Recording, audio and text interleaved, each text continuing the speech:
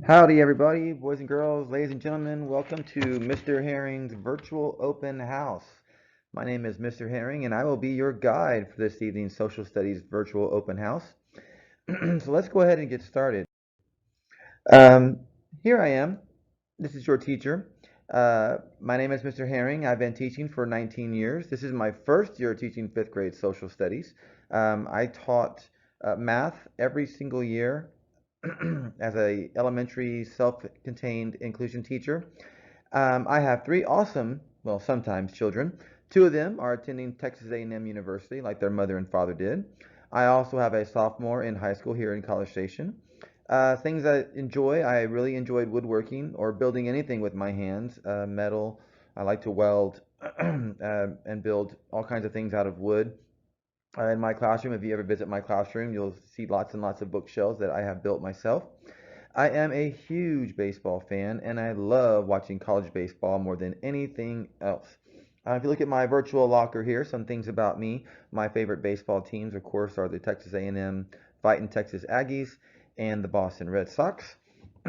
My favorite author, a no-brainer, is Dr. Seuss. I learned everything I need to know from that kind man. One of my favorite movies, as well as my favorite books, is The Big Friendly Giant. And my lovely wife and I enjoy, and just really love traveling and watching baseball all over the country. My favorite snacks are Reese's Peanut Butter Cups and Dr. Pepper, which you will find in my cup all day long. So here is a picture or a little virtual tour of my classroom. First, we start off with my room. You'll notice it's pretty bright. I've got a back chalkboard wall that my students will write on. I try to keep my kids separated during this time of crisis with social distancing when I can.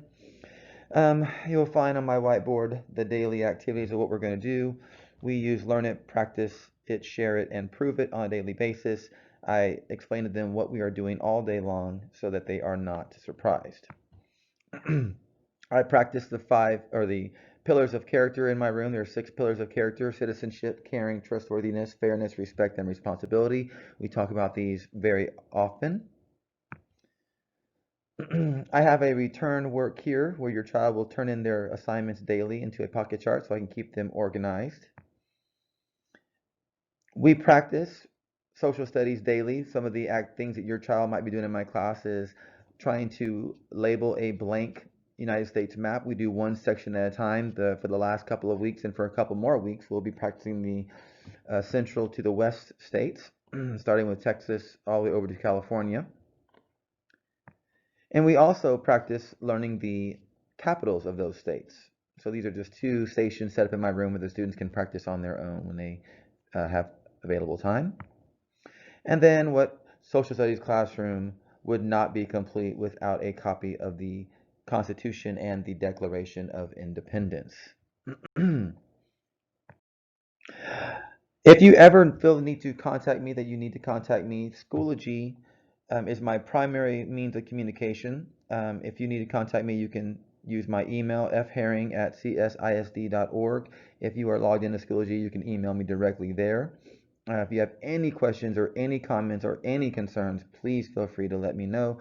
I will get back with you as soon as I possibly can, always within a day at least, unless it's a weekend and I am unavailable.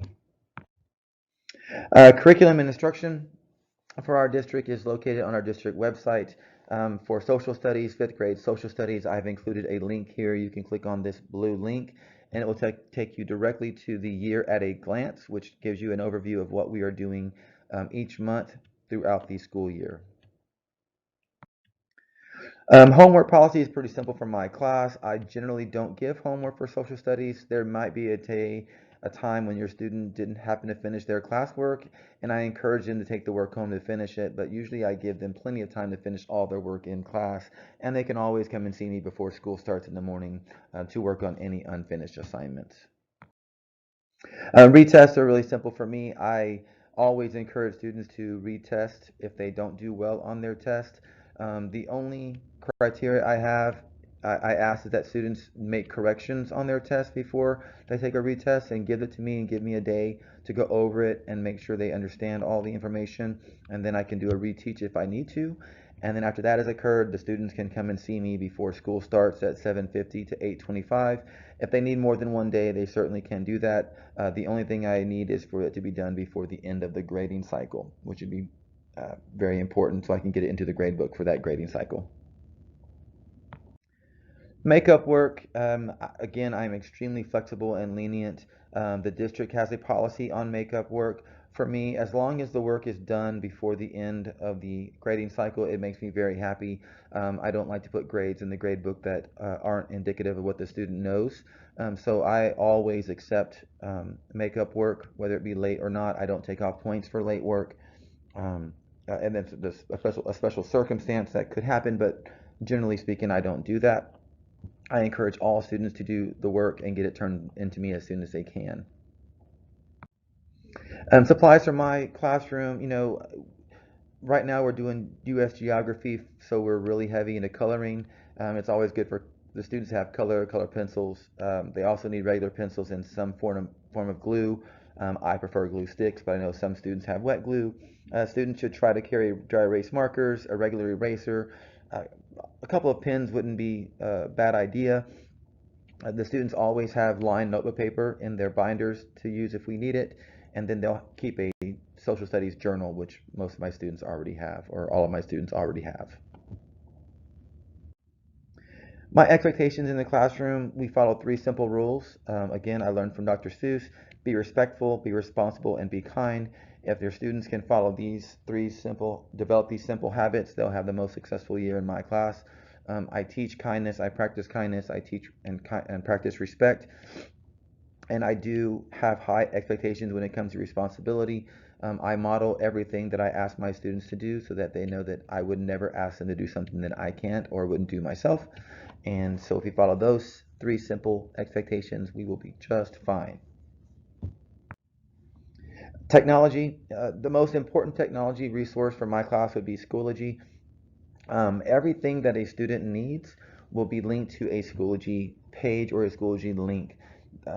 We do Active Classroom, we do Newsela, there's certain other applications that we use, but they will always be linked in Schoology for the student to just click on.